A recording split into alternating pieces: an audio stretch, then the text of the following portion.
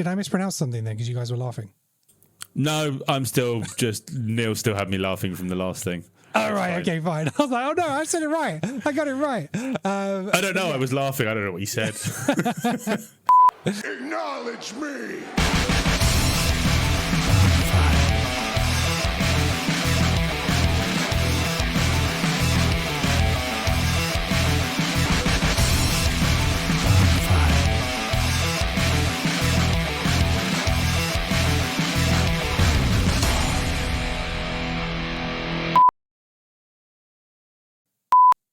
Hello and welcome back to Bitchin' About Wrestling, where the Wisemen talk about everything WWE.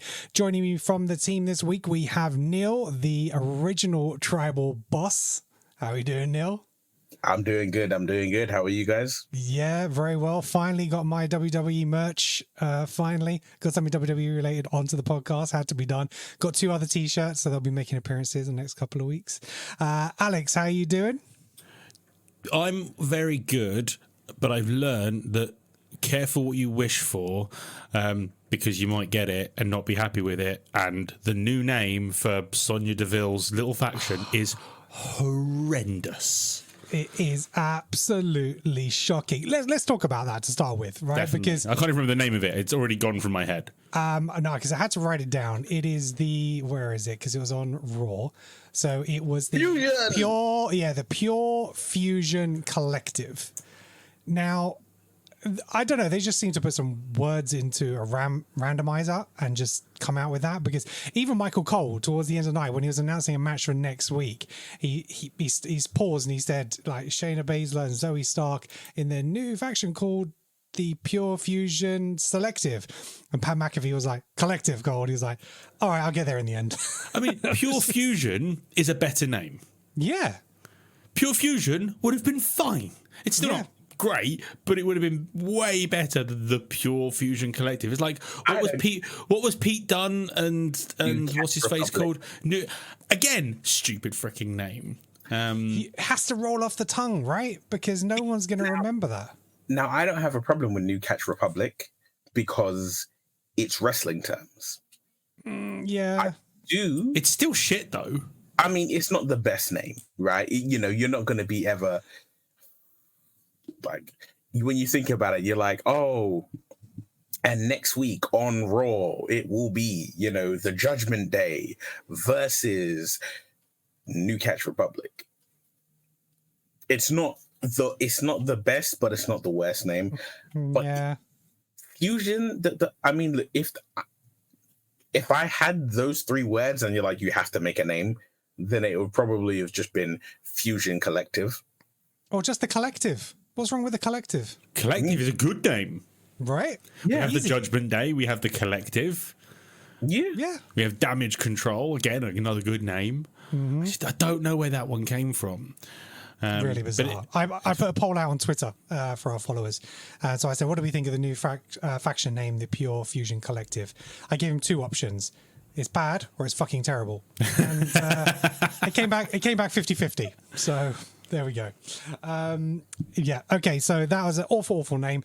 But first of all, before we hit the main news of SmackDown and Raw this week, please make sure you take a moment to hit that like and subscribe on our YouTube channel so you can see our glorious faces in HD. But if you don't want that and just want to hear our sultry voices, please make sure you follow us on Apple Podcasts and Spotify to get the audio version of this podcast.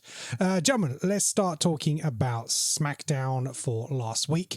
And the show opened with Cody Rhodes. He wanted to come out and talk about his next challenge, but he was interrupted by Solo and the Bloodline. And Solo was saying, if it wasn't for Roman Reigns' return, he would be WWE Undisputed Champion, and he wanted a rematch. And Cody Rhodes said, no, I don't think so. I'm not going to give you that, which I thought was great. Absolutely. Why not? He doesn't have to honor it at all. And, so the beatdown was about to happen. But then Kevin Owens comes in to back up Cody Rhodes with the steel chair, and the Bloodline back off and say, right, we'll come and deal with this another time. And Cody Rhodes calls Kevin back over and says, I want to give you a shot at the title, which Kevin Owens declined. Alex, what was your thoughts on that? I don't like champs giving out title shots to their friends. I don't like it. And to be fair, Kevin Owens was right. He hasn't done anything lately to deserve it. We do live in a "what have you done for me lately" business. Yeah. And he hasn't done much lately other than lose. I mean, does Kevin Owens deserve a title shot? Does deserve to have a title since he hasn't had one since 2017 or whatever it was? Absolutely. Should it be in this way? No. Do I think there is a bigger story arc here of somebody turning heel? I do. But I don't think it's Kevin. Interesting. Neil, what are your thoughts? I think I like it because it stays true to Kevin Owens' face persona. Yes. Kevin Owens' face Current persona character has always been like, you gotta earn it. And he's never been comfortable with just like receiving like a title shot undeservedly. He pointed that out on several occasions, right? So it wasn't like it wasn't a surprise for me. I think the only thing that kind of made it a surprise for me was, as I said in our group chat, what I think is going to happen, because of things that have happened, like predominantly on Raw. I'm like, oh, okay, maybe that's not going to happen. So I'm like, I don't know how I feel about this. If that's not going to be the case, I don't know how I feel about this. Yeah, I was caught in two minds. You know, it's one thing giving it to, obviously, because Randy Orton's going off for his championship match against Gunther. So, and obviously Kevin Owens has been backing him up lately, and he's like, you know, he's kind of giving him that opportunity because of that. So I kind of understand it from that point of view, because then, you know, both of his friends are getting those title shots. I would have liked to have seen Kevin first decline it, but then embrace it, because at the end of the day, you want to be champion. So, you know, later when he was arguing with the GM, and he's saying, you know, Nick Aldis, and he's talking about, you know, yes, you know, guaranteed title shots. I didn't get my rematch for the Universal Championship. This happened, that's happened. He's coming up with more and more excuses not to have it. So I wonder if they're going to lean into, like, maybe he's afraid to do it, in a sense of he's afraid of failing because he's had that win-lot ratio. Maybe that will be his narrative. But I wouldn't be surprised if they kind of use this now. If he comes really close to beating Cody, then he turns heel, and then he's like, I've got hunger for it now and I want to chase it. But Alex, to be fair, the way they got him to agree to it was by going, okay, we're going to give the title shot to Roman Reigns. He's like, yeah. And as far as I'm concerned, they were never intending on giving the title shot to Roman Reigns. It was a ploy to rile up Kevin Owens. So I think that match will go fine, and because at the moment the whole thing is, with regards to Randy Orton, is if he doesn't beat Gunther, or whoever loses that match goes to SmackDown, basically. Yeah. So I think what's going to happen is Randy's going to lose to Gunther, and then he's going to still want a title shot, and he's going to turn on Cody. Yeah. Because a nearly 300-pound jacked Randy as a heel is a threatening figure. Yes, we need him a heel. And that would be awesome. Agreed. Neil, go on. I don't think Randy's going to go heel. Okay. I think everything. Well, remember what I wrote in that message? I said that I see this whole scenario as a ploy to turn Cody heel. Cody turns heel after he loses the title. He's not going to be a heel while he has the title. I don't see that. Yeah, can't make the kids cry. No, but the reason why I say that is I see it like this. If you look at Cody's last two defenses, or last three defenses, they've always seen him having to go to extreme lengths, more and more extreme lengths, right? And you think before Solo, it was AJ. He had to go to the most extreme lengths to get AJ to say, I quit. Now, he wasn't the person promoting that we go to Bloodline rules, but he accepted Bloodline rules, knowing what Bloodline rules can cost him. Yep. And he still went there. He's the one who put the steps in the ring. Mm-hmm. So it's sort of like you're seeing this pattern in Cody where, one, he's always angry. Mm-hmm. Two, he's getting more and more extreme and desperate in the ring. And his next opponent is his friend. Mm-hmm. I see it getting to a point where in mid-match, he's done everything. He's pulled out the Cody cutter, the disaster kick. He's done, 1, 2, he's done 2, crossroads. Still hasn't pinned it, just not working. And then eventually he's like, screw this. And then he goes too far. And I was like, maybe Randy Orton comes out and he's like, nah, Cody, look, this is your friend. Don't go too far. Don't do this. And then he attacks Randy. Could be, because we know what Kevin Owens like. He doesn't quit, right? And that's his mantra.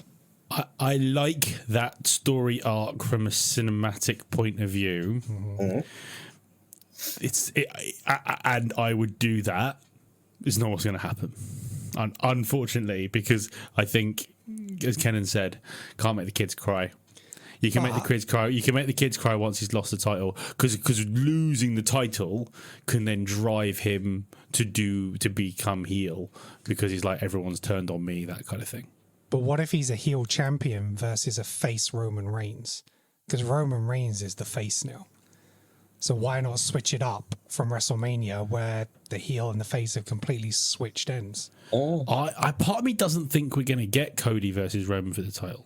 No, I feel like stuff's going to change, and we're not going to get them. I think we might get, for a while, we might get Cody and Roman together against the Bloodline, and then they'll go off and do their own thing. But I don't think Roman will get the title back from Cody, because I just don't see how you turn Cody heel with the title without going to very, very convoluted extreme lengths.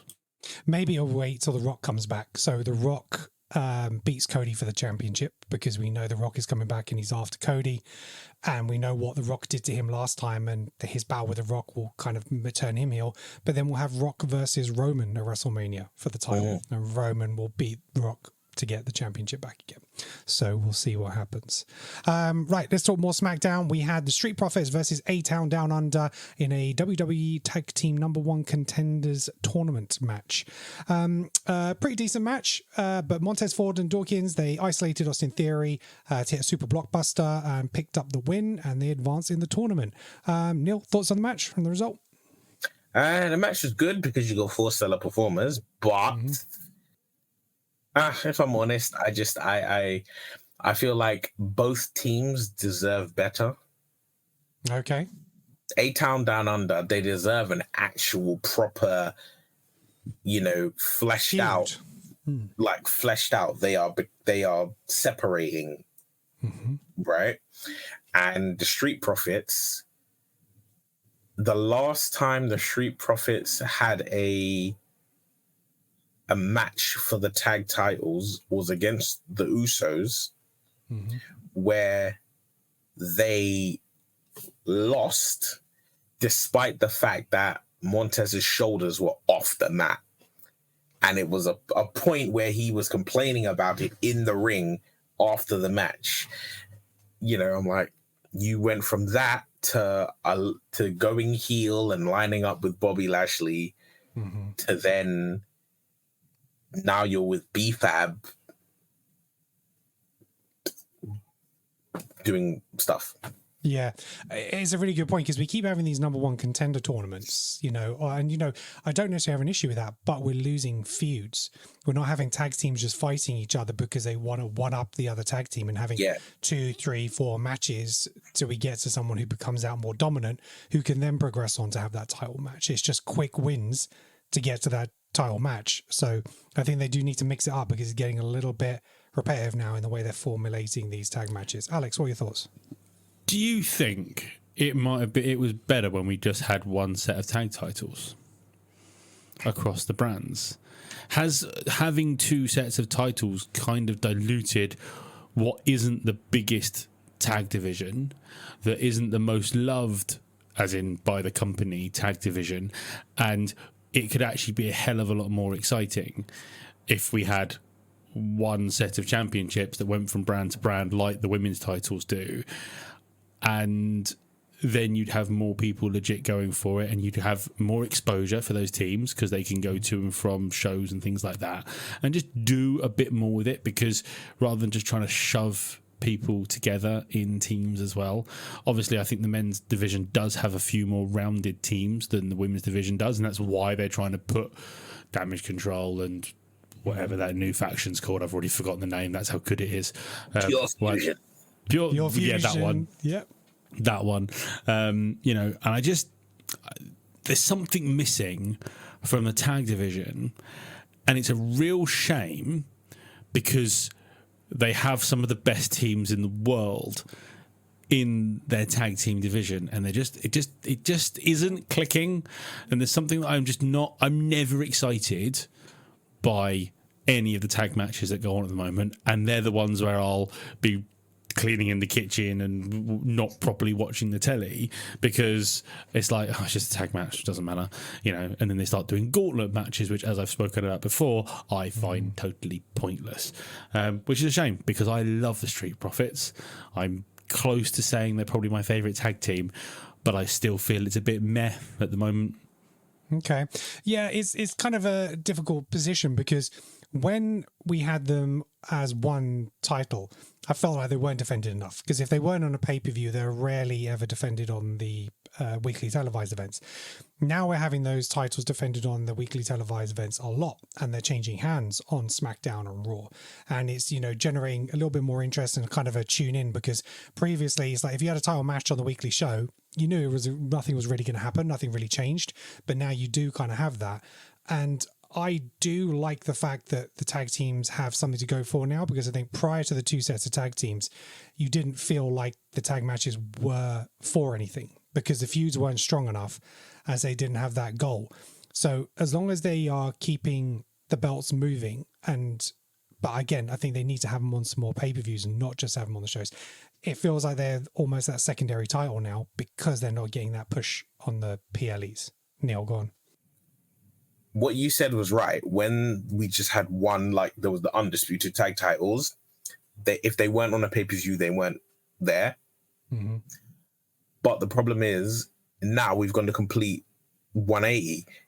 They're being defended all over Raw and SmackDown, but you never see a match on pay-per-view. Yeah, it's always the SmackDown before or the Raw after there's a tag title match. Mm-hmm. And I think also, when you really think about it, I think there's 8 actual tag teams. And when I say actual tag teams, I mean they're a team with a name, not just like Miz and R-Truth are a team. Mm-hmm. Like there's the Judgment. Well, they're the Awesome Truth, so they have a name. Yes, they have a name, which makes 9. Okay, so that makes 9, right? But there's 9 tag teams split across 2 brands. As I said, it's not enough. It's not deep enough, is it? Yeah, it's not deep enough. And by having that, having that thing of, you know, everybody's in the mix. It could be a Raw superstar who's got the titles, SmackDown person who's got the titles, right? You develop things when you can have it as, it could be a storyline, or it could just be a, you know what, we've got a tag tournament right now. There's a tournament going on Raw to see who's going to be, is it on Raw or is it on SmackDown? It's on SmackDown. A tag tournament on SmackDown to see who's going to be the next challengers against the Bloodline. Yeah. And I'm like, as terrible as it sounds, whoever wins, they lose. Mm-hmm. Because I find it difficult to see them beating I mean, technically they could probably beat the Bloodline with Jacob being injured, but is he legit injured now? No, I think it is legitimate. I think it's one of those cases. They definitely alluded to it today on Friday. It was supposed to be a kayfabe injury that became a legitimate injury, and I saw it from a different angle, from like someone filming in the crowd, and I watched it like several times. And when you see his leg hit that table, I was like, I don't think he's faking. Okay. Yeah, I mean, the idea was to keep him off anyway because they wanted to create a bit more of an equality with Roman Reigns coming back. Because if it was 4-on-1 with Jacob, forget about it. So now he's able to kind of overpower the other two. Well, yeah, lots to talk about the tag teams. We'll probably come on to it a little bit more. But speaking of the women's tag teams, we had Jade Cargill versus Alba Fire, part of the women's tag team champions. And Jade Cargill picked up a win. Fairly straightforward, not much there. But then after the bell, Blair Davenport, she attacked Cargill and Bianca Belair. Then there was the attempted beatdown backfired because then Naomi came out and it all got a big brawl with them all in the ring. So it's supposed to be pushing Cargill and Belair back into the tag championship match, but Naomi going in there now, don't really know what's going on there. We seem to have lots of threes in factions at the moment with the women's, and it's like... Which I don't mind. No, which I don't mind. So they're all going to threes now, but then you're only going to have two people competing for the title because... Neil, you might be able to correct me if I'm wrong. When New Day won the championship... Freebird rule. Was it just they could rotate? Or was it two? What Alex said is the Freebird rule. So it could literally be you would face any of those three because they are a tag. They're a 3-person tag team. So it's whichever way they decided to have it. It was never spoken though. It was kind of just it was always implied, and because obviously I didn't know about the Freebird rule when I restarted watching. Oh no! They mentioned it several times on like WWE programming. Because I didn't know what it was, it must have passed me by. But yeah, so it was so it's one of those things that they may have mentioned it, but it was still not sort of definitive. But it was definitely a case of I'm pretty certain Woods and Kofi won. Why are Woods and Big E in the title match? It was weird, but no, I don't mind that rule. I quite like the Freebird rule, but I don't buy Bianca and Cargill as a tag team. No, I don't like them as a pairing. It's taken a lot of the shine off of Bianca Belair. Bianca Belair doesn't need a partner. She's way better than that, especially because without Charlotte in the business, she's that big powerhouse who's also athletic and is better than everybody else, which is now missing because she's too busy balancing off with Jade, and I just don't like it. I'd rather she was in the title picture on her own. Yeah. Should Jade have had a run in NXT first? Absolutely. No, absolutely not. Oh, you don't think so? No. She's too big. She's too big a star. I think the problem...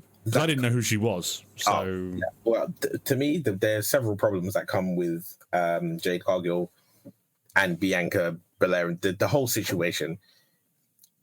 Both of them are presented to you as the ultimate woman in WWE. Ultimate specimen, yeah. And the problem you have with that is that basically makes them the equivalent of The Rock and Roman Reigns as a tag team. And you're like, no one should ever win a match against those two as a tag team. So having the two of them as a tag team, okay, they had the tag titles, then they lost the tag titles, and they lost it without being pinned. Fine, makes perfect sense. But you having it where they are actively in positions where people are being able to beat them down doesn't really make sense when the first spot you saw of Jade Cargill was her by herself eliminating Nia Jax from the Royal Rumble. Yeah. Big spot, huge move, getting rid of, no one can get rid of Nia on her own. Huge thing. And then it's just not, they could have just pushed her on her own, done the whole done the whole thing that they do with monsters on the men's division. Just go through everybody. Yeah. They could have easily put her in lots of squash matches, and you'd believe it. And then she's good enough for a title match. The problem with that. Sorry to interrupt you, Alex. The problem with that is AEW already did that with her. She had a run where she was like 3-4 matches deep, won a title, went on this crazy, I think it was like 50 or 60 match win streak where she just didn't lose. Yeah, I mean, she could have started. I mean, I wouldn't put her in NXT now, but it's something that she could have started with. Just run through the roster, say I've got nothing left, vacate the championship, and move to SmackDown. That's kind of how I would have booked it. Do an Asuka. Yeah, just absolutely destroy everything. And then, even though she's done it in AEW, she could be, I've done it everywhere I've gone. I've gone in, destroyed everyone, taken the gold. No one can stop me. I did it before I got here. I've done it in NXT, and now I've done it in SmackDown. And that could have been just as strong a story as trying to do something a little bit more creatively different with her. Let's move on. The US title. So our champion, or new champion, LA Knight. Yeah. Came out to the ring talking about how he's not going to lose the title. This is his title. And as Neil predicted not so long ago, his first challenger was going to be Santos Escobar. He came out to interrupt his celebration. And, what did he change it to? Escobar. C.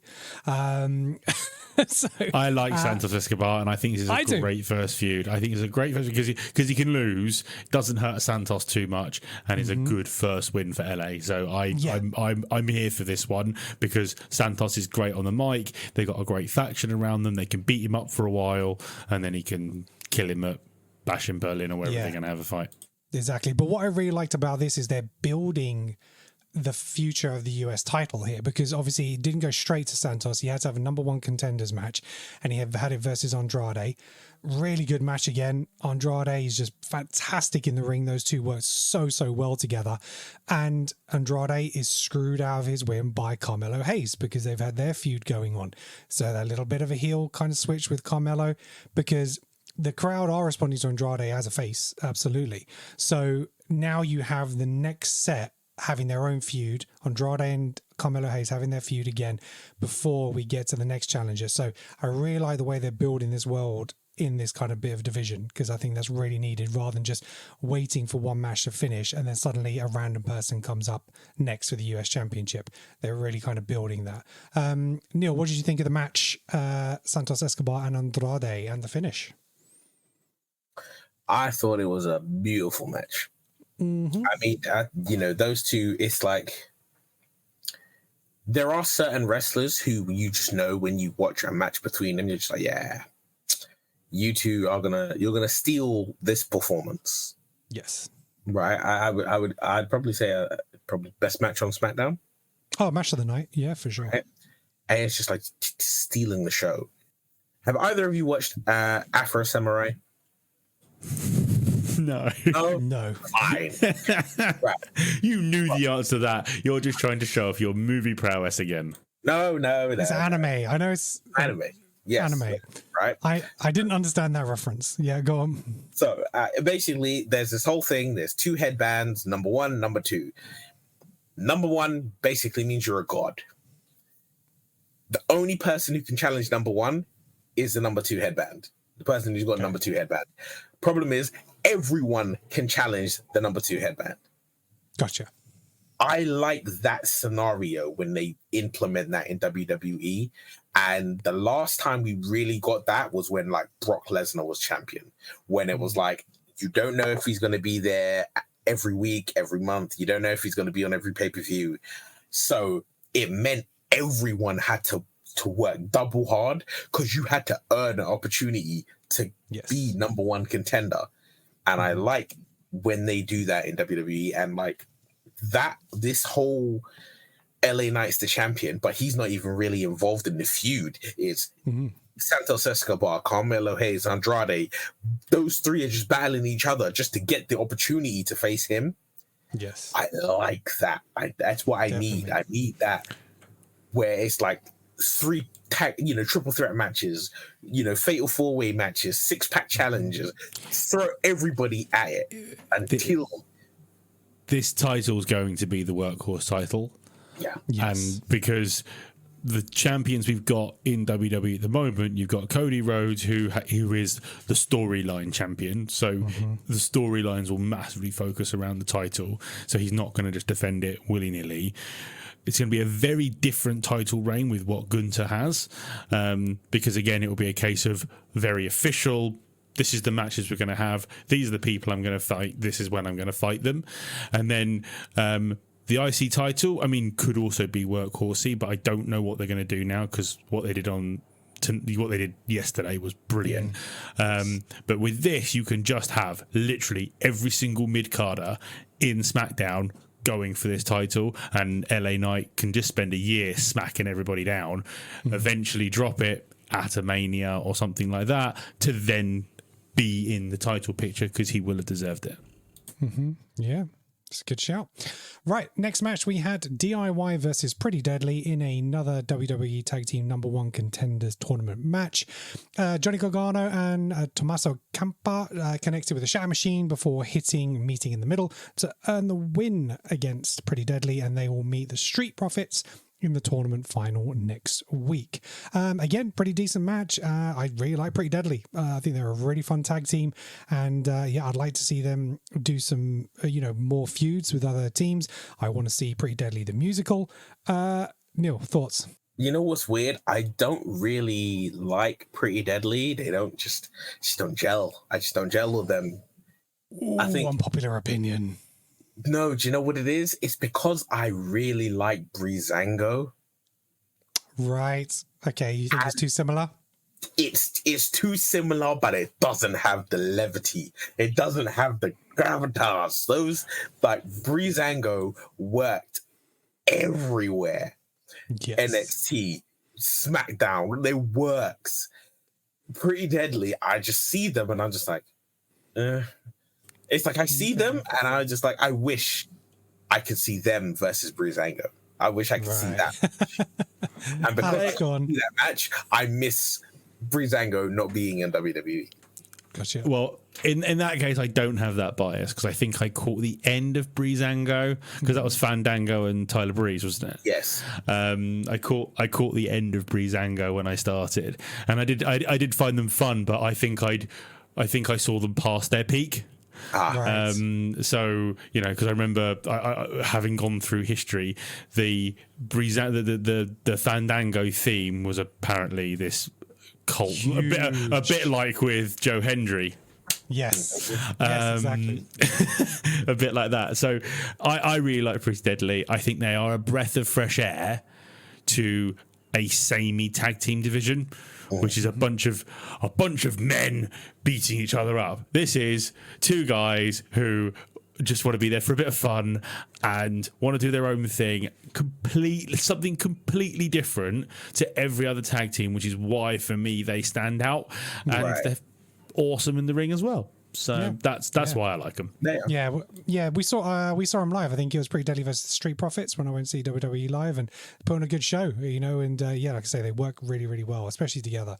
But then, so final part of the night, we had Roman Reigns, the original tribal chief, return to SmackDown. Huge pop and dismantled the Bloodline. They got a couple of shots in, but he laid waste to them. And Solo doing some great heel work there, just running away, screaming from the end of the ramp, come and get it, come and get it. And they closed out the show. It felt a little bit similar to SmackDown. I thought I would hear Roman on the mic potentially or say something, but at the moment it's just two beat downs and wait for him to say something. Alex, what were your thoughts on that? The pop was awesome. And the ooh-ah from Uncle Ooh-ah. If you don't understand the Uncle Ooh-ah reference, I sent the boys a video from it was a while ago when Jey Uso was fighting with Roman, and he was asking his kids who he thought was going to win, and his youngest son called Roman Uncle Ooh-ah, which just tickled me. But yeah, no, I love it. I'm sad he didn't start the show and didn't start the show with Paul Heyman. Yeah. I think that should have been the start to the show. Just for the pop alone, it would have been awesome, but I guess we're going to have to wait for Paul to come back, which I guess will be worth it, because part of me feels like Paul will get a bigger pop than Roman. But we will see. I mean, that's going to be awesome, and I can't wait for Maybe they'll save it for the next pay-per-view. Maybe it will be like we've talked about, maybe like WrestleMania, have him do the entrance and announce him rather than just the music hit. But people are reacting to Roman's music really, really well. So you don't also need that introduction by Paul Heyman. But yeah, can't wait for his return. Neil, thoughts on the final segment of SmackDown? I gotta disagree with you, Alex, because I'm in love with the strong silent type. Just come out, beat you up, and leave, right?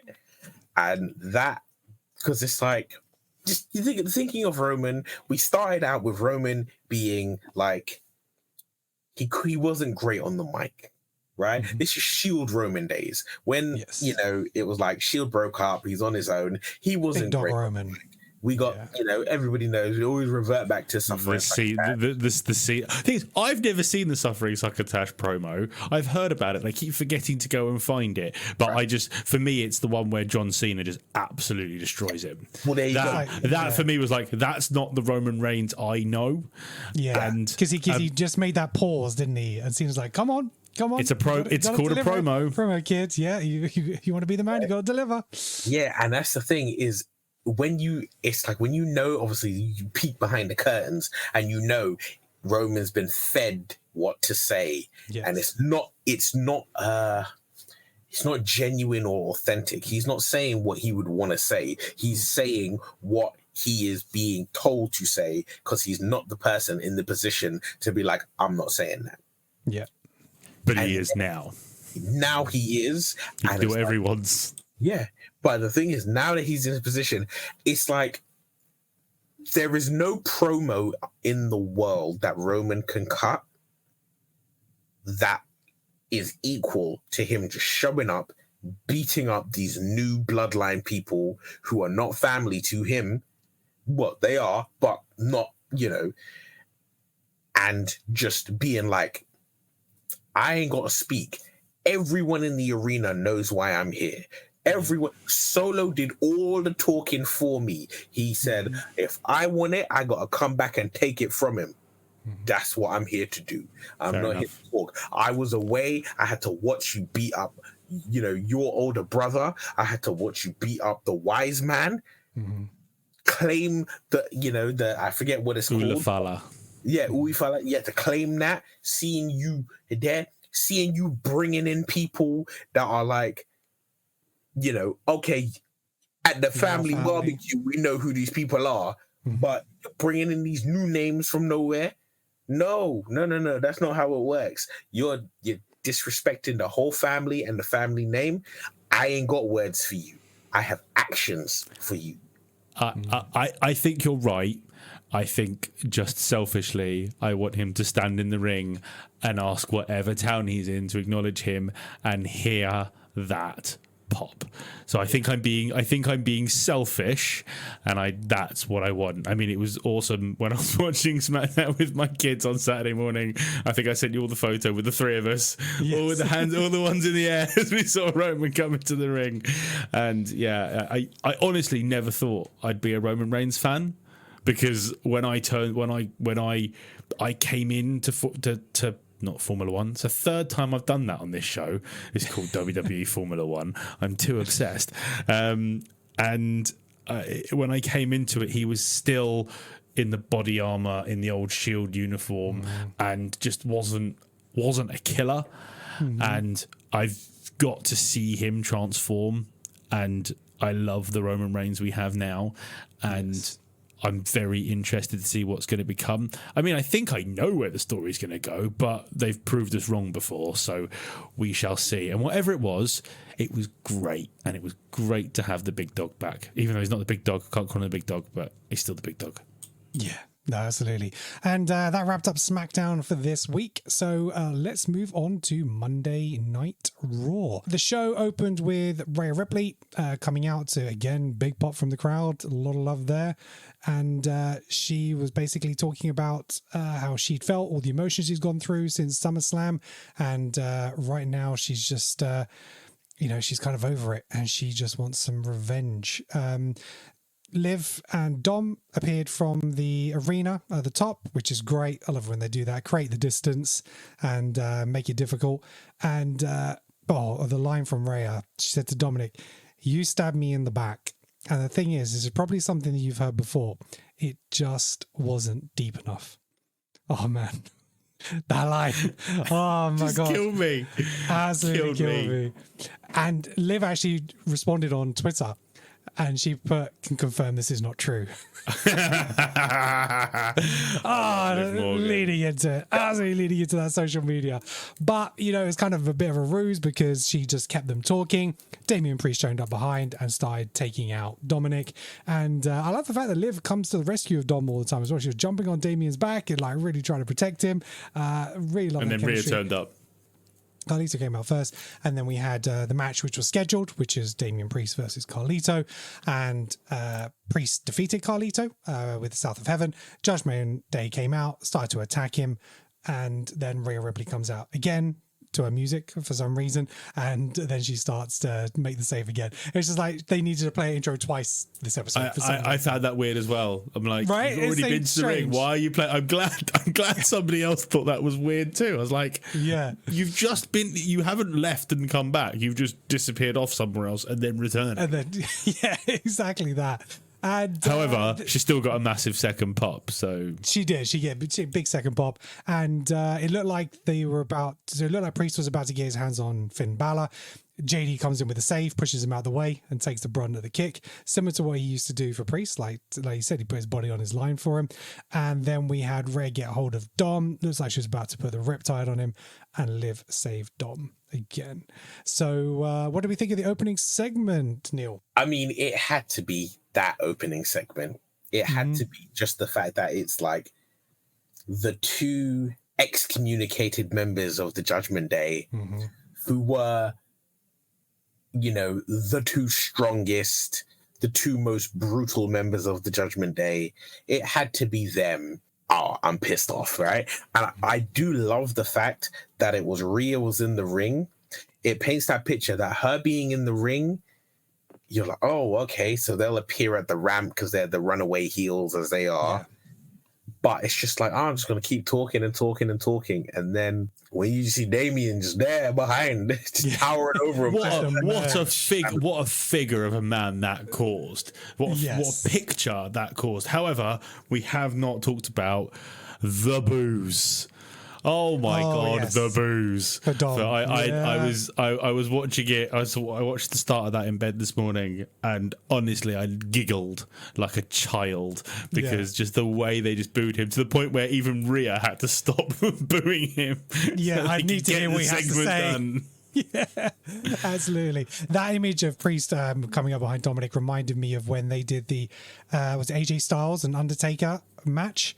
Where it was like not in ring, where it's just like creeps up behind and he doesn't know. Boneyard match. That was the one. Yeah, so good.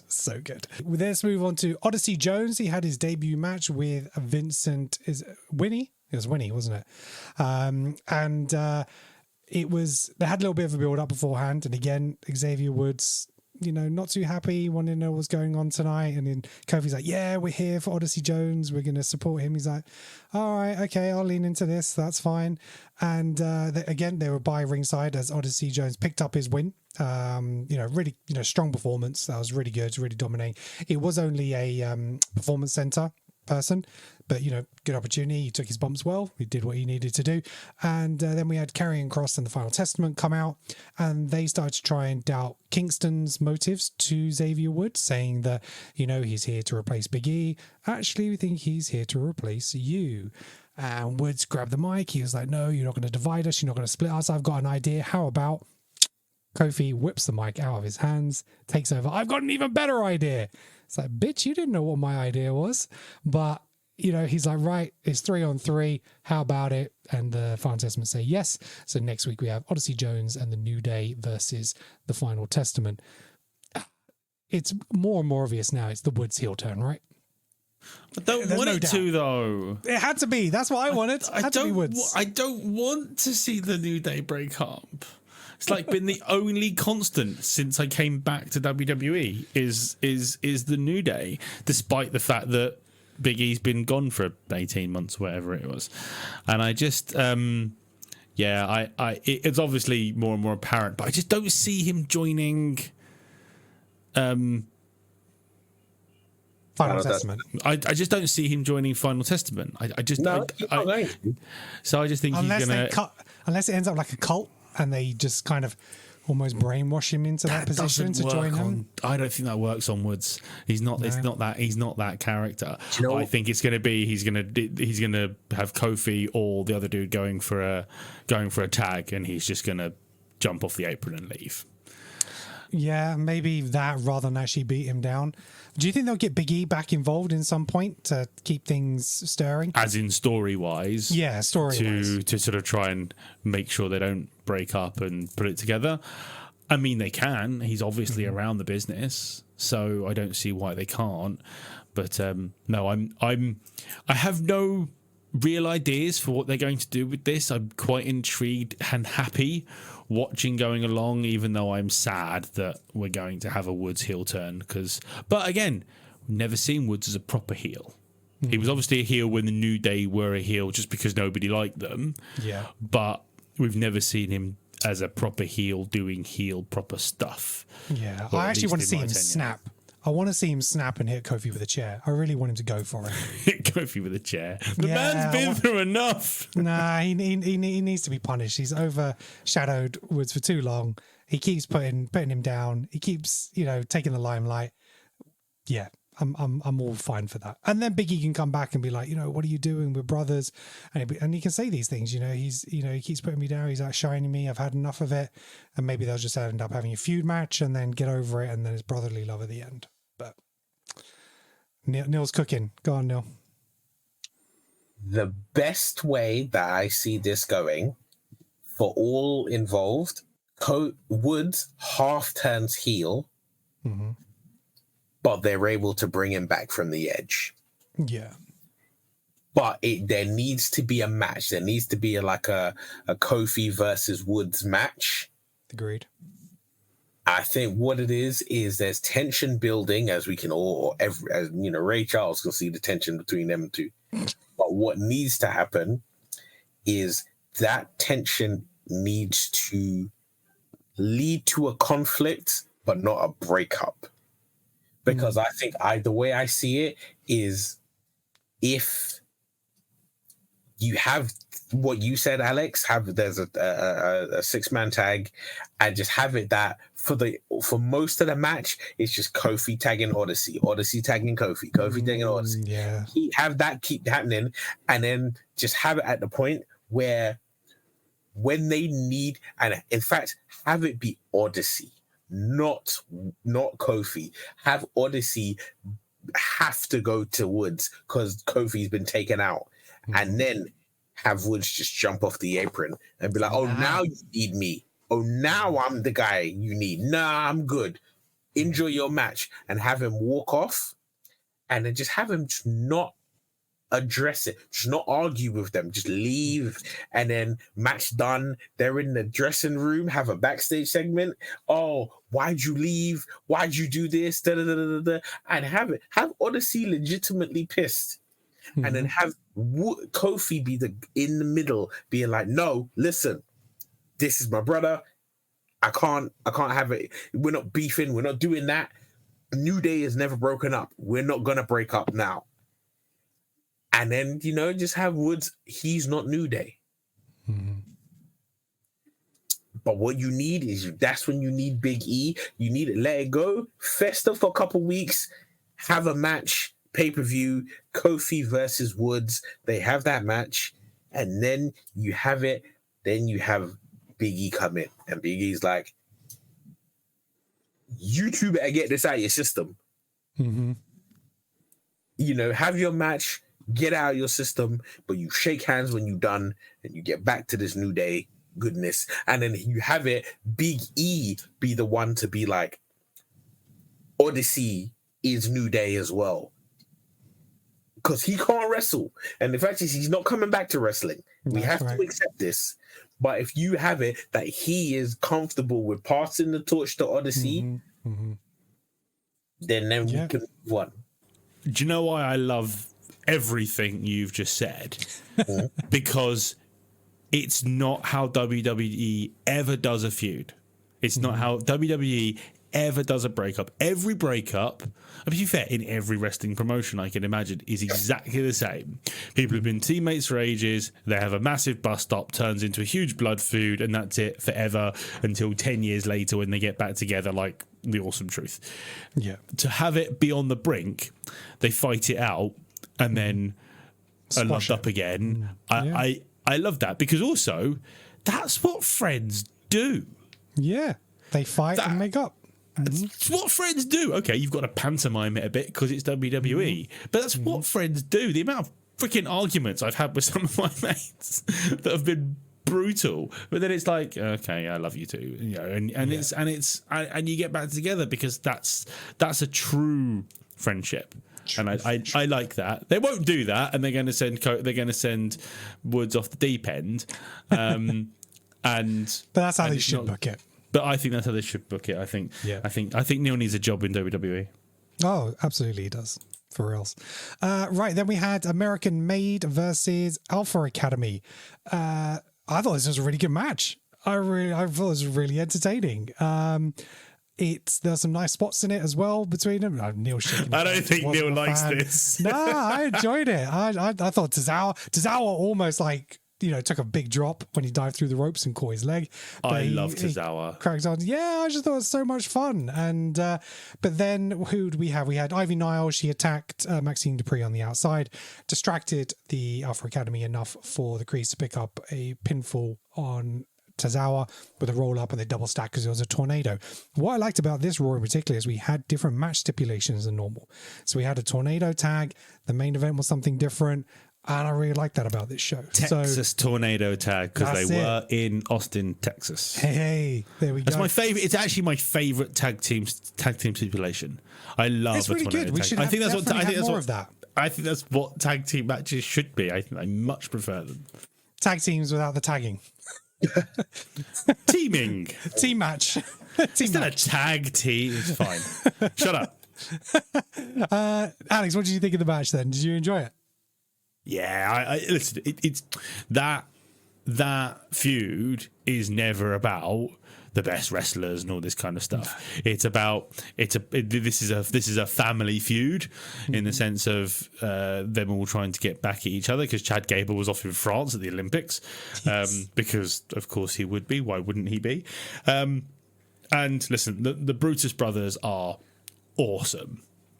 They're a proper old school bruiser tag team with new style flair built into them with some of the stuff that they can do.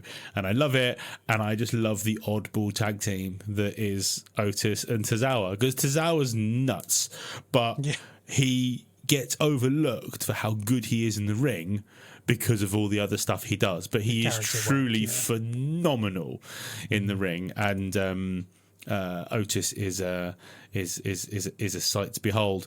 Did anybody notice that Cole mentioned heavy machinery in that match? Yes. I was like, oh, that was the tag team he used to be in. Yes. Yeah, it's a shame because I liked that. I liked that tag team. I thought the way they broke up was very strange. But anyway, and then to see Maxine get her ass kicked by Ivy was also interesting, because I really rate Ivy Nile. Yeah. She's like this little firecracker in a tiny little package, and she's awesome. But it just seems like Maxine is far too fragile and gets hurt far too easily. They need to start booking her a bit stronger. I loved this match. I hate the name American Made.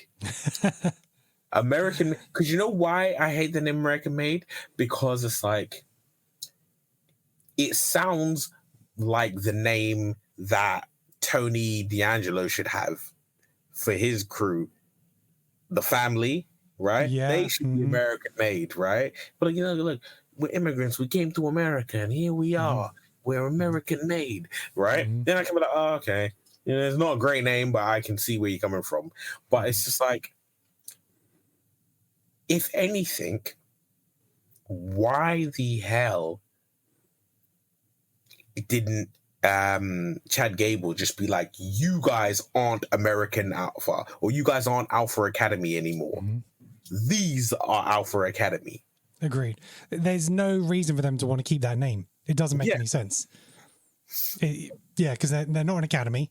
They're not training, bringing new people on. The whole point is, it was an academy. He's bringing people in, training and being their coach. So he's like, you're out. These guys are in. That's exactly how it should have been. Yeah. So 100%. Did anyone else notice that when Ivy Nile started attacking Maxine, as soon as she threw her on the table, the cameraman just knew his assignment. I was like, I'm not moving the camera. I have no idea what you're talking about, Neil. Move on. No, don't know what, yeah. Just checking. Moving on. Damage Control versus Shayna Baszler and Zoe Stark for a Women's Tag Team Championship Contenders match. And it ended in a no contest. Alba Fire, she got an accidental kick from outside the ring, so they attacked Damage Control, all ended in shenanigans, which then obviously meant that we resulted in a triple threat tag team match for next week. The WWE Women's Championship tag team titles, I just don't care. I think Alba Fire and Isla Dawn are good wrestlers. They've been booked really, really badly since Clash in the Castle. They won a surprise, to everyone, but they haven't done anything with them. They've done a lot of house shows, I believe, but in terms of the TV events, it's not been good. I haven't liked it at all. And the best person in all of this is Dakota Kai, and she's bloody injured again. Yeah, she's torn a meniscus, and that's a big one. Yeah, so that sucks. And again, I agree. I don't care. I don't know anything about Alba Fire and Isla Dawn. They've done a really poor job of pointing out who they are. Yeah. And explaining who they are to the WWE universe and doing any form of promo other than just the spooky wooky, that it just hasn't been done very well. And tell us why we should care. Exactly. And then you got Damage Control, and unfortunately, Damage Control has obviously taken a big hit because there's now only two of them. And the mouthpiece is gone, so they're having to rely on subtitles. which again is really difficult. Yeah. I wish I cared more, but I don't. Yeah, agreed. And go on, Neil. I think this specifically for the women's tag team, I think that what really needs to happen is Fire and Dawn need to just run around and attack every single solitary female who's part of a tag team who has a tag team match. Every time it's announced, the winners of this match will face the tag team champions, interrupt the match, beat up both teams. Yeah. Because if you're not going to establish them as a great team, and you're not going to promote them to make them be like something that you're like, okay, Alba Fire, Isla Dawn, I'm aware of these guys, and I'm like, I'm locked in. Just have them attack the entire division and say, if no one wins a match, no one gets to be number one contenders, no one gets to face us. Yeah. And then you can have it that you just have a multi-team match, whether it's, a triple threat match or whatever, fatal four-way, whichever way you want to do it, then you have them legitimately win that match. And then it's like, okay, they really are that good. Yeah. Because right now, it's just, I'm supposed to believe that they're that good. As a wrestling fan, I know that they're that good. Yes. But if somebody who'd never heard of them just watches their next match, you're like, okay, you're the champions. Well, what's so special about them? What's the pop? At the moment, they are the team that won in Scotland because Drew McIntyre wasn't going to win. Yeah. That's why they are in the position that they are in. There's no lying about it. There's no way around it. You're right. They're better than that, and they deserve a better story than that. And it's all a bit. Yeah, I think they could be way more direct with this and make people care more. But also, there isn't really a proper babyface team involved in this either. No, you're right. Yeah, it's all a bunch of heels beating up on each other. So no one cares. Talking about heels beating up on people, Pete Dunne attacked Sheamus backstage and carrying on that feud. He had a little bit of an interview segment kind of explaining why that he didn't like Sheamus and the fact that he felt that he was a veteran for 18 years and actually Sheamus was using him and he really wasn't looking after him and all this kind of nonsense. It's a kind of thin storyline, but yeah, because even Sheamus is like, I still don't know why he doesn't like me. But yeah, it is what it is. You're right. It's a thin story. It's going to lead to a banger of a match, though. True. Yeah. But his promo because he had a promo, or Pete Dunne had a promo for his match against Trick Williams. Mm-hmm. And in that promo, even though the promo was about him facing Trick Williams, the promo he delivered was lovely. And he pointed out so many things. He spoke about, his life in Birmingham and how, he's always been by himself. He's always been on his own. And then he was like, the first time I look to someone and I'm like, I need your help, I go to Sheamus. And what does he do? He has me come out as Butch. Yeah. And then he's like, and then, when I finally make it back to Pete Dunne, then, my tag team partner gets injured. And it was like the way he did it, he spoke about, you had me come up and be Butch. And then you get injured and you're off somewhere else. And then Ridge Holland, he gets injured and he's off somewhere else. And then it's just me again. And then I, go to, I forget his tag team partner's name. Tyler Bates, thank you. Right. And it's like, then, I'm there with Tyler. Tyler gets hurt. It just seems to be a thing. Nobody's man enough. Nobody's strong enough. Nobody's got it in them to just be able to take it, be able to hang with me. It's always someone else getting hurt. It's good. And that was a good promo. His decent promo work, and it is really decent promo work, is the only reason I care about this feud. Yes. He's been, bearing in mind he's in it with Sheamus, Pete Dunne is carrying this with excellent promo work. And that's why I care about it. It's obviously going to be a shillelagh match because he keeps trying to kill Sheamus with a shillelagh. So again, I like crazy rules matches. I get bored of just normal matches. So if they want to go and if they want to have tables full of different shaped shillelaghs, they want to try and take each other's heads off, I'm here for it and I will watch it for an hour. Let's do it. We had Randy Orton and Gunther face off. So Randy Orton came out and was talking about his pedigree and how he's a 14-time champion, soon to be 15-time champion. He was interrupted by Gunther, the ring general, and he talked to Randy about he is one of the greatest of all time, but he should be the greatest of all time. He's wasted his talent, he's wasted his opportunities, and he's made, he hasn't made the career that he should have. Randy comes back saying, I've made my mistakes. I've made more mistakes than probably the whole locker room back there. But I own them. It's created different paths. And I think I've carved a pretty good career for myself. Gunther responds with, your grandfather was a screw up, your father was a screw up, and you are the biggest screw up. Not happy days. They were interrupted by Drew McIntyre, whose music hit, and Happy Drew came out again with his mic ready to say his piece, but then Randy Orton hit an RKO on Gunther, and CM Punk arrived to attack Drew McIntyre. Drew got the upper hand started with, and then he got his belt going to whip CM Punk. Punk got hold of the belt and whipped that boy good around the arena. Don't know if you guys seen the picture of Drew's back on social media since then. Ooh, those are some welts on that back. Oh, he got him good.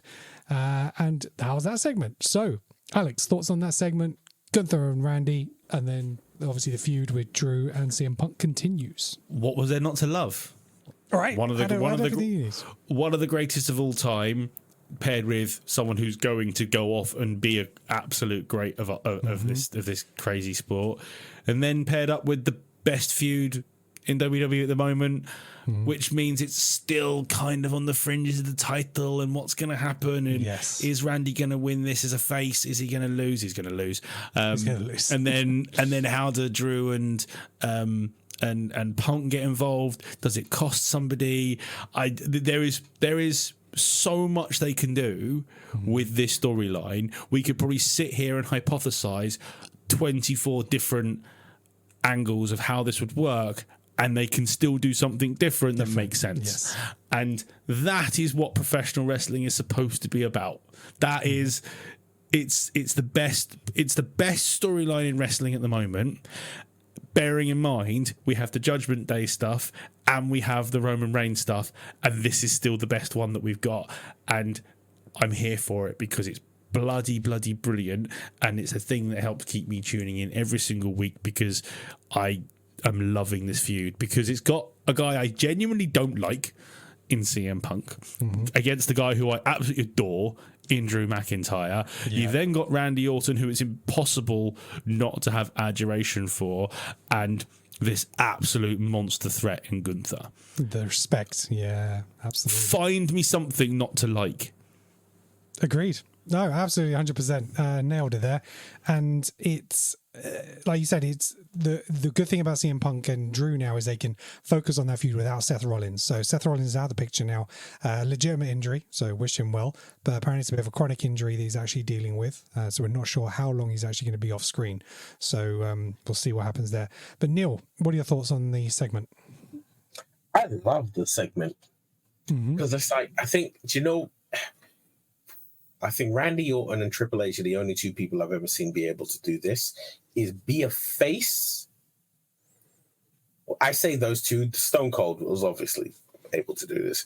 It's be a face, but still have that edge about you that is just like, I'm a face, but I'll still put my finishing move on your mum. Right?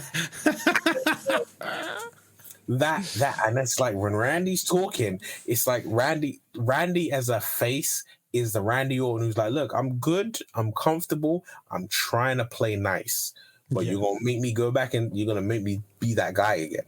Randy Orton's the kind of guy that goes into a communal fridge, sees your name on the cake, and will eat your cake, and then smile about it. And I love him, and I think it's brilliant because the whole thing with Randy is you can't trust him. Even if he is the biggest babyface at the moment, like he is, you can't trust him. 100%. You know what he did to Gunther is a heel thing to do. That's not what a babyface does.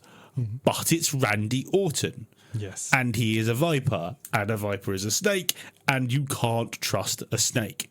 And you can be all friendly, and then all of a sudden, for absolutely no reason at all, it will bite you.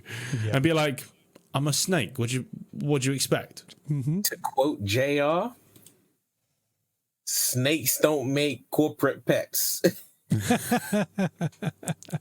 Brilliant. Right, then we had a video package from backstage with the Judgment Day. Liv Morgan and Dominic Mysterio challenge Damian Priest and Rhea Ripley to a match at Bash in Berlin. Dom says no couple in the world can compare to me and Liv, and Finn says backstabber Balor is about, beware. So what do you guys think of this tag match at Bash in Berlin? Easy way to progress the storyline and have Dom and Liv pick up a win, I'd imagine, right? We're going to have lots and lots of booing, lots and lots of shenanigans. But actually, you say that, it can actually be Damian and Rhea pick up the win.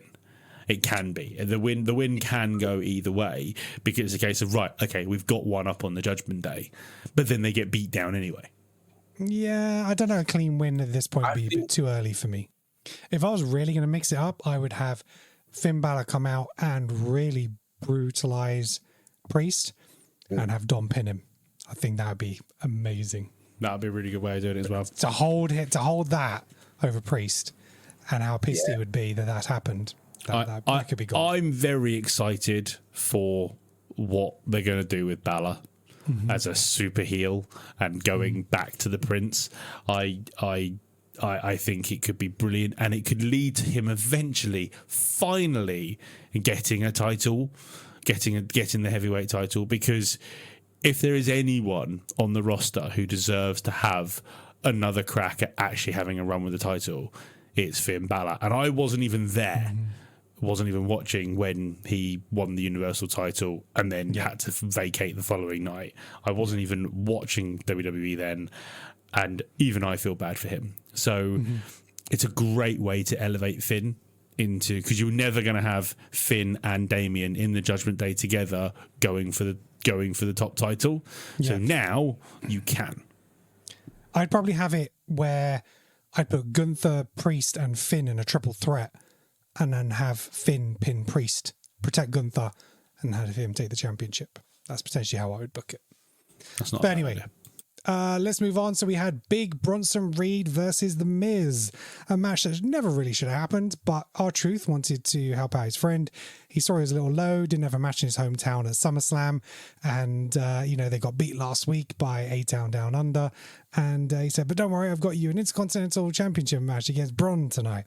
He's like, hang on, Bron's already got a match with Sami Zayn tonight. And look up at the screen, and Bronson Reed is the challenger for The Miz this evening. He wasn't best pleased, but Randy Orton came out. He said, you're a legend. You've won everything around here. You can absolutely do this. You can do it. You can do it. R-Truth, can he really do it? Not a chance.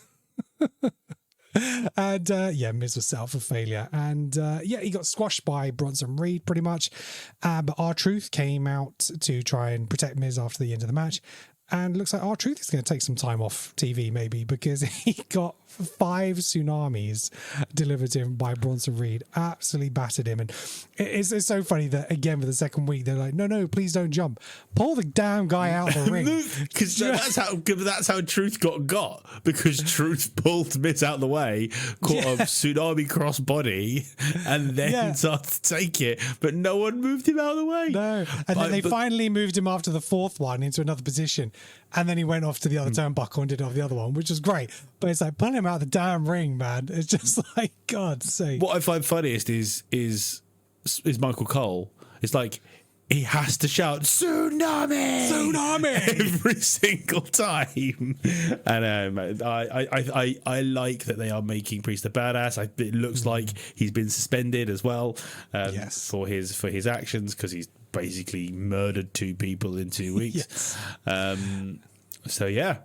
like it. I'm very interested to see what they're going to do with him, because I do like him in the ring. I do like him on the mic. I think he's very good. Neil, thoughts? I am a big fan of Big Bronson Reed.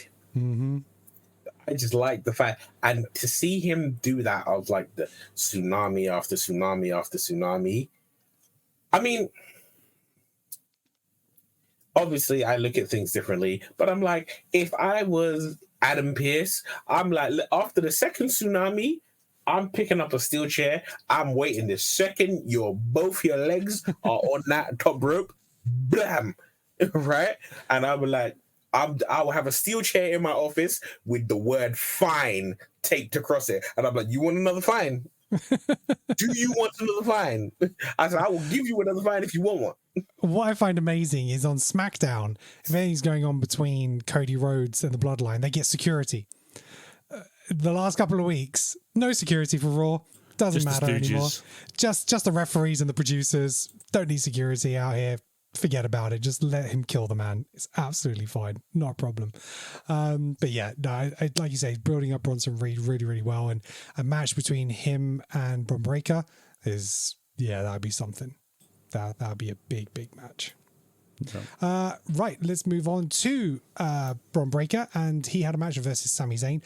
2 out of 3 falls, which was nice to see. It's been a while since I've seen that. Can't remember the last time that was. And that's for the Intercontinental Championship. So Sami was getting his rematch. He got bigged up by Jey Uso. at the back and talking about, go win this and we're going to go win those tag titles off the Judgment Day. Whether that's something they'll move towards now, because ultimately Sami Zayn lost out. Sami did pick up the first one with a hell of a Hoover kick to Breakker to the first pinfall. Bron Breakker came back and then just launched Sami over the barricade into the timekeeping area with like a spear. That was savage. And then he hit him with 2 spears to pick up the second pinfall. And then he hit him with another spear as Sami was trying to come off the top rope to get the second of the third of the 3 falls. So 2-1 win. What do you think of the match, guys? Entertaining? It was always going to be. I didn't like Sami got the first fall. Because the first fall is, Sami won the match.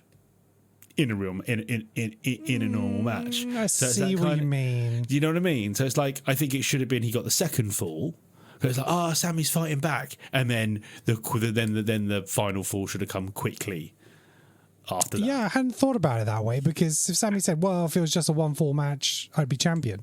So there is that. I must disagree, because why must you, Neil? Tell us. The way I look, you put it so eloquently. I have to hear it now. It's like if I know I'm bigger and stronger and more powerful than my opponent, I know I can win this match, and I know it's 2 falls. Losing that first fall early, now I'm concentrating. Yeah. Now I'm paying attention, because I don't have the buffer of like, I could win 1 fall and then I can take my foot off the gas. I've lost a fall. Okay, now I got to focus. No, it's now you've got my attention. Now I got to focus the entire match. Now I can't make a mistake, which ties into their last 2 matches where Bron lost the first one because he made a mistake. The second one he won because he learned from his mistake. The third match, it's not even a mistake. It's just like, oh shit, wow, this it can happen that quickly. I've got to always have my head on the ball. Yeah, I can see your point there. I think that just because he learned from his mistakes in their second bout, to then make the same mistake again in their third match, where he could have potentially, say, lost the title, that is not him learning. So no, I'd agree that if he'd won the first bout and then it feels like he got lucky for his... He caught me. Yeah, he caught me on his second one for, that one. And then I came back and destroyed him as it should have gone. That would have been a better narrative for me personally. Part of me feels like he should have just got the 2 falls and been done with it. Well, there is that. Because the problem is because Sami got that first fall, it keeps Sami in the IC title picture, because he can be like, well, I still did get a fall on you. I don't think Sami, especially because him and Jay, for some reason, are going to go off the tag titles. He doesn't need to be in the IC title. So he could have got well and truly whooped by Bron, and then he disappears off and Bron can go and have his own thing where he can now run through the roster. Again, have a very different type of win style to what LA Knight's going to get. LA's can be feuds, but quick feuds, and Bron can just wreck fools.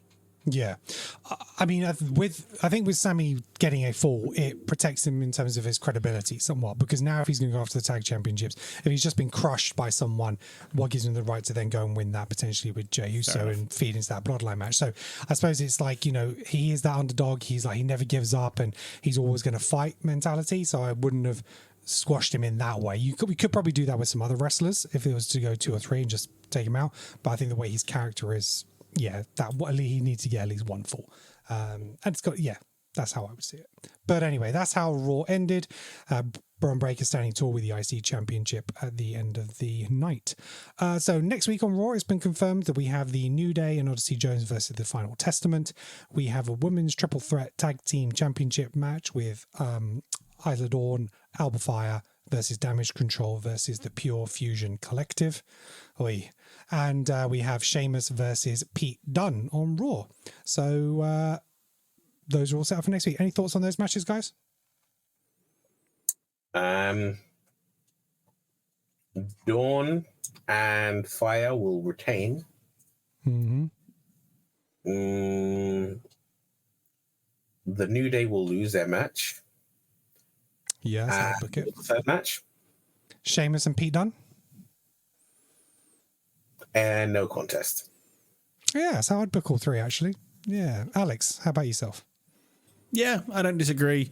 I'm quite happy to see how that all plays out. Again, I think the women's tag match will be interesting. It'll be a good contest, but I still don't care, and I really want to, but I don't. But we'll get there. But no, I'm more interested in the storyline continuation of what's going to happen with Bronson Reed, what's going to happen with CM Punk, Randy Orton, Gunther, Drew McIntyre, and the Judgment Day stuff. I'm not that bothered about the matches. It's really funny. I get bothered about matches during pay-per-views. I'm not that bothered about matches during the weekly shows. The weekly shows is all about the story for me. So I'm very interested to see how those big storylines go. And I'm just excited for SmackDown because I assume I think Roman's announced he's going to be on SmackDown as well. So I'm very much looking forward to that. How long have we got till Bash in Berlin? So Bash in Berlin is it's like 2 weeks away. It's 31st of August, so not far at all. 3 also, matches. I'm not away racing for once. Praise, you can watch it in real time. We've got 3 confirmed matches for Bash in Berlin. So first of all, we have Cody Rhodes versus Kevin Owens for the undisputed WWE Championship. We have Gunther versus Randy Orton for the World Heavyweight Championship, and Damian Priest and Rhea Ripley versus Dirty Daddy Dominic Mysterio and Liv Morgan. I'd imagine that a US title match will probably appear on there. Maybe an Intercontinental, I don't know. I don't think we're going to get a Drew and McIntyre here. I think that'll be the next pay-per-view afterwards. I can't see them doing a match in Berlin. But any it other could be a home match for Drew McIntyre because it's Europe. Yeah, yeah, that's true. Can you guys see any other matches coming for this pay-per-view? Something with Bronson Reed. I feel like they might be able to get something for Bronson Reed there to annihilate somebody, or we just put an IC title in there, or one of the 3 tag team titles that we've got. Yeah, okay. I think it would just be title matches, if I'm honest. Yeah. I mean, probably back to that five matches pay-per-view kind of thing. So yeah, probably a US title and then an Intercontinental. Well, I reckon the tag titles will be on. Oh, you Which reckon? one? Because so it's the Judgment Day one, the Judgment Day one, or the women's tag titles. Judgment Day, that might be a good one because Judgment Day gets them on the card. Jey Uso over in Germany. Yeah, I think that's a good shout. Yeah. Another European Jey Uso entrance will be fire. Exactly that. Right, gentlemen, anything else before we go today? I did another video. Cool. I had a really good fun weekend a couple of weeks ago, karting off with Brad, and I put together a funny video based around the weekend. And yeah, so Alex Van Gene Racing on YouTube. Go and have a look at that. Make sure you click a like, put a comment.